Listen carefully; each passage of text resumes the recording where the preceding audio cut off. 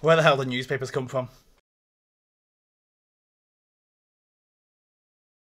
Huge and ugly child born, 2 horrible and inhumane murders, dragon found in forest 30 miles from London. Wait, that's not news. Actually, they're all not. They're olds. These are all news stories printed over 300 years ago in Britain in a format that preceded newspapers called news books. News books were different from newspapers in that you bought an individual story rather than a collation of stories. So if you like the look of the cruel and most horrible butchering of Mr. Tratt over woman haunted by headless bear, you would pay whatever the currency was in those days for that particular pamphlet. It amounted to a sort of ye olde clickbait where only the most sensational titles proliferated. But we're getting ahead of ourselves. What was news like before it was written down? It turns out this isn't an easy question to answer because, well, it wasn't written down. News has historically been communicated eclectically through church bells, smoking pyres, raised flags, beaten drums, song, and, of course, speech. Town criers are a well-known example of verbal publishing and alert the whole village of everything from the fishwife and the butcher's antics last Friday night to the outbreak of war.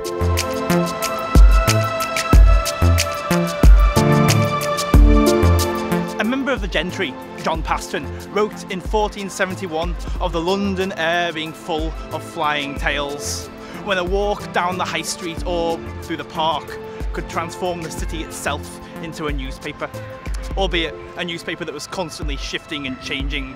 One foreign diplomat noted in the same year that no one ever hears twice alike about English affairs. The consistency and reliability of oral news was a big problem, probably best illustrated by the fact that in 1483, the people of York held a mass for the death of King Edward IV because the mayor had heard of his passing.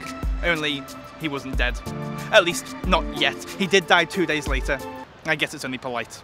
The Romans had actually solved this problem over 1,000 years earlier by just writing it down. They used handwritten news bulletins and put them up in public places so that everyone could see the same information. Called the Acta Diurna, or the Daily Acts, it was a summary of current events, law proceedings, and human interest stories. They were published over almost 3 centuries, and while no copies remain, it's commonly said that the Acta Diurna was always signed off with the words publicare et propagare. This means make public and propagate, a fairly succinct description of how information becomes news. And propagation was no easy feat back in the day. Horses were about as instant as messaging got over land.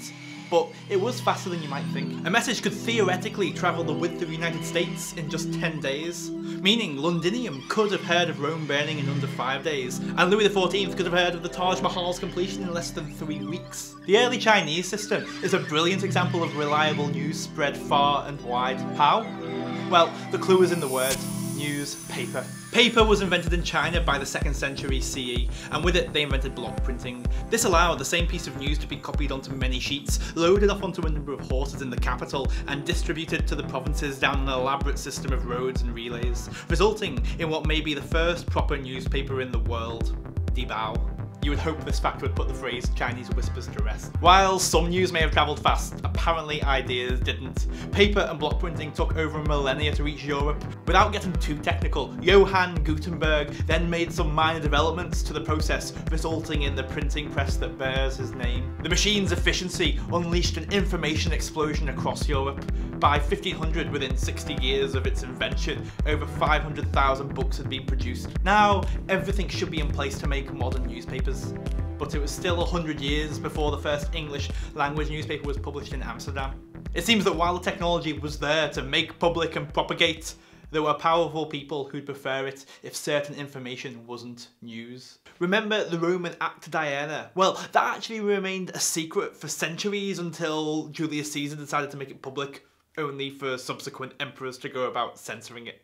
How about the Chinese Dibao? Well, it had a very limited readership. It was printed by the elites, for the elites. So in fact, when people tried to reprint the same information in the more publicly available Qibao press, it was met with government crackdowns. Empires often used these official newspapers, sometimes referred to as gazettes, as a communication system within the ruling classes. Advances in printing and distribution only served to shore up their control of information and make domination more efficient. News was hardly ever for the public. not least because they were largely illiterate. When newspapers are intended for a public audience though, it's not always necessarily better. From Nazi Germany to Orwell's 1984, it's easy to think of countless examples of less than ideal outcomes when state-run newspapers have the floor. A good example of which is British colonial rule. Settlers in New Zealand produced the Maori Messenger, a paper in Maori exclusively for the indigenous population with the aim of convincing them of the advantages of white settlement.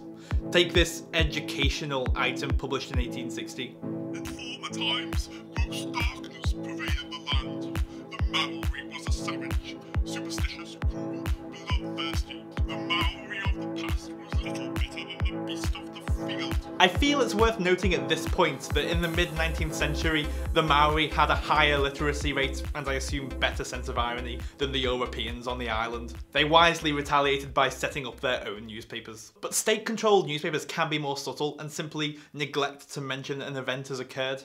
The July 1789 issue of the Gazette de France included detailed reports of happenings all over Europe, but didn't mention the anti-monarchist storming of the Bastille. Why? Because the Gazette de France was firmly in King Louis XVI's pocket. In post-revolution France, Napoleon went even further.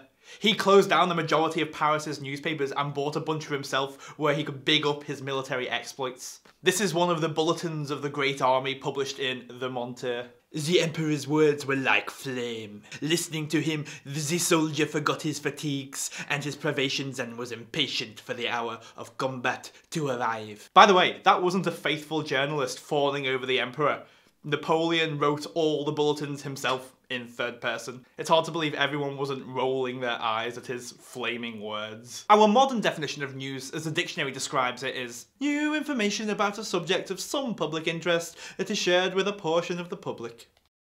As we have just seen, this idea of public interest has been somewhat lacking throughout the history of news. It's only with a free press, that which isn't controlled by monarchy or government, that newspapers come into their own and start working their magic. One of their powers is to create a common identity, as Mitchell Stevens writes in his book The History of News. An individual's sense of self comes from senses. A society's comes from news. Another power is to keep those with power in check. Another power is increasing democratic participation. Yet another power is to reduce crime by reporting on sentencing. In fact, there are too many goods of newspapers to list them all here. However necessary or idealised, a free press isn't the panacea it seems. For example, monopolistic media moguls can exert considerable influence in the vein of King Louis XVI by underreporting noteworthy stories that go against business interests or are contrary to a particular ideology. And while we like to place faith in the benevolent journalist working hard to uncover corruption, even they are susceptible to misinforming. A study by Harvard in 2010 analysed the reporting of waterboarding by media from the 1930s to the present day. They found that during the 20th century, the New York Times and LA Times consistently described waterboarding as torture in 82% and 96% of stories respectively. However, from 2002 to 2008, when the USA was widely thought to be engaging in waterboarding, the same publications only implied waterboarding was torture in 1.4% and 4.7% of cases. By the way, the Wall Street Journal and USA Today fared no better. The researchers also found that newspapers were much more likely to refer to waterboarding as torture if a different country was perpetrating it. Responding in Salon, journalist Glenn Greenwald saw this as the media's servitude to government, stating, "We don't need a state-run media because our media outlets volunteer the task."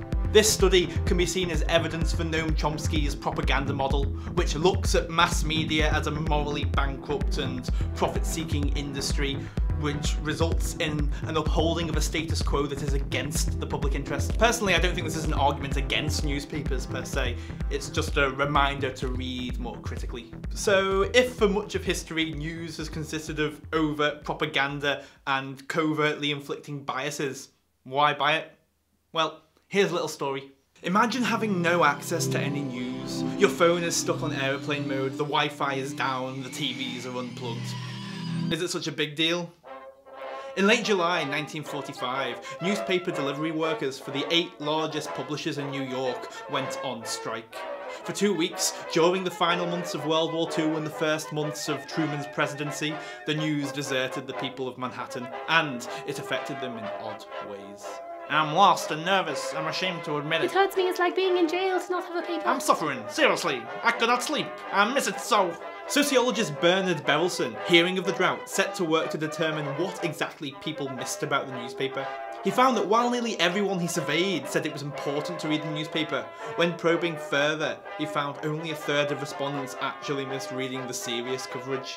It emerged that people often read the news purely for diversion, like one might read a novel. They lamented not being able to keep up with the characters they had become familiar with through reading their newspaper. The authors of Suspense and Surprise, an article in the Journal of Political Economy, investigated why it is that people seek out information not directly related to their everyday life, like international news or sport. Like if I read today about the election results in India, it's not going to change that I'm going to meet up with my mates at the weekend. The authors postulated that the reason people seek out this news is down to the entertainment value. In their own words, it's exciting to refresh the New York Times webpage to find out whether Gaddafi has been captured. Academic Matthew Gentzkow takes a slightly different approach, arguing that we see our lives as a story with ourselves as the main character. Not knowing the prevailing news around the world in this scenario is akin to not knowing the context that your story fits into. And this may explain the feelings of being lost that was described in 1945 Manhattan. One final and maybe more banal reason that people read the news is because they want to avoid social embarrassment. As a former New York Times editor explains, people value the idea of at least seeming informed even when they're not very informed. They don't want to go to lunch and the conversation starts and not know what people are talking about. I feel there's a little too much truth in that last one. So, why do you read the news? Are you kidding yourself? You need to as well? Thanks for watching. That was Where the Hell Do Newspapers Come From. If you liked the video, please give it a like, a comment, a subscribe. That would be lovely, and tell your friends. If you've got any ideas for new videos, you can leave them below in the comments. I'll read those and get back to you. I've got important work to do now that BBC News page isn't going to refresh itself. So, I'll see you next time. Cheers.